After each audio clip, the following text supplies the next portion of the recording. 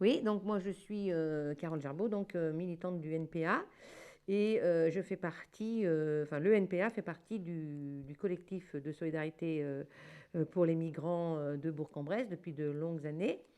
Et on est là parce que ce collectif avait décidé de faire une intervention lors de la manifestation de samedi dernier concernant plus particulièrement la loi de sécurité globale, mais on voulait aussi intervenir sur les migrants et aussi sur les mal logés.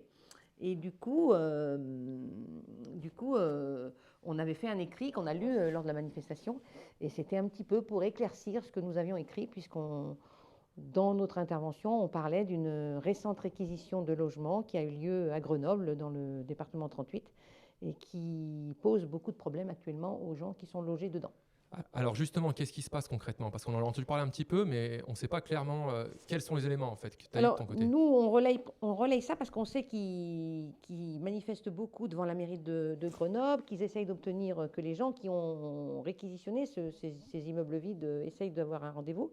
En fait, ce qui s'est passé, c'est que le 9 décembre, ils ont réquisitionné des logements vides, qui étaient vides depuis 4 ans, qui appartiennent au bailleur social de la ville de Grenoble, qui s'appelle Actis.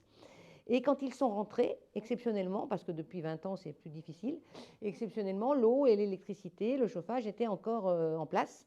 Et c'était donc une bonne nouvelle pour l'installation de ces 52 personnes qui étaient à la rue et qui ont occupé ces logements.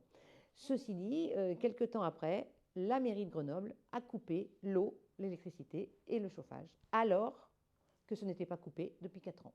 Et ils l'ont coupé qu'une fois que les personnes sans logis se soient installées. Et on connaît un petit peu le but, pourquoi ils ont fait ça concrètement? Alors, on est un peu interloqués tous, parce que, juste un petit rappel, nous, à Bourg-en-Bresse, on est quand même, tu le sais, coutumiers des réquisitions hein, depuis de nombreuses années à Bourg, et c'est très souvent que nous trouvons des immeubles où il n'y a plus d'eau, plus d'électricité, et que donc nous sommes obligés de un petit peu galérer pour remettre tout ce simili-confort aux résidents qu'on installe. Et souvent, on a un refus des autorités de réinstaller l'électricité et l'eau, mais par contre, on a quelquefois des aides pour se débrouiller par nous-mêmes pour les remettre. Mais jamais dans ce sens, c'est-à-dire on n'a jamais trouvé un immeuble où c'était existant et que la mairie de gauche, puisqu'à Grenoble il s'agit d'une mairie de gauche, coupe ses énergies. Donc on est choqué de ça, et quand le collectif là-bas du 38, le DAL 38, réclame des explications, eux ils disent c'était prévu. C'est-à-dire que ces immeubles, ces appartements étaient effectivement appartenaient aux bailleurs de la mairie de Grenoble, mais ils devaient passer à la métropole. Donc, comme ils devaient passer à une autre institution, il était prévu qu'on coupe les énergies. Alors, au nom que c'était prévu, ils coupent, alors qu'ils coupent pratiquement 15 jours après que les gens soient installés.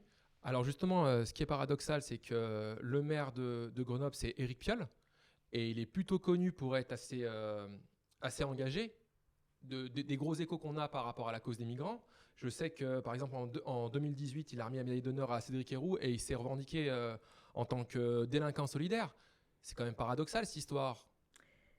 C'est paradoxal, oui, en effet. Et c'est pour ça que le collectif là-bas est un peu sidéré quand même. C'est-à-dire qu'il y a des manifestations devant la mairie, il y a des demandes pour être reçues, pour discuter, parce que l'adjointe qui s'est occupée de tout ça, enfin, l'adjointe qui est présidente du bailleur Actis, dans lequel, enfin,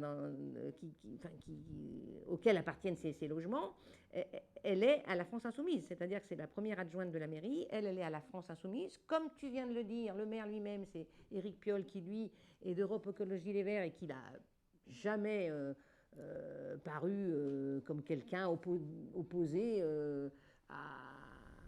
à la lutte pour les migrants, puisqu'il a donné, il a rendu hommage à Cédric Héroux. Donc tout le monde est sidéré. Il n'empêche, ils sont élus dans cette mairie. Il y a aussi des gens du PCF qui sont dans cette mairie. Il y a pas mal de personnes qui sont d'Europe Écologie Les Verts, plus la France Insoumise. Et ils sont, à plusieurs élus, venus couper l'eau, puis le gaz, puis l'électricité, alors que les gens sont logés. Donc il y a besoin au moins d'une vraie rencontre pour qu'on sache les vraies raisons. Parce que, bien sûr, on entend bien, c'était prévu de le faire. Sauf qu'entre ce qui était prévu et ce qui se passe, le 9 décembre, il y a 52 personnes vivant dans la rue qui tout d'un coup se retrouvent dans des locaux chauffés. Donc il devrait s'honorer du fait de servir à ces gens. Or, à ce moment-là, il coupe. Justement, parallèlement, il y a eu l'histoire du jeune à Besançon qui était boulanger, apprenti boulanger, si je ne me trompe pas, Oui. et qui devait être expulsé, si je ne me trompe pas.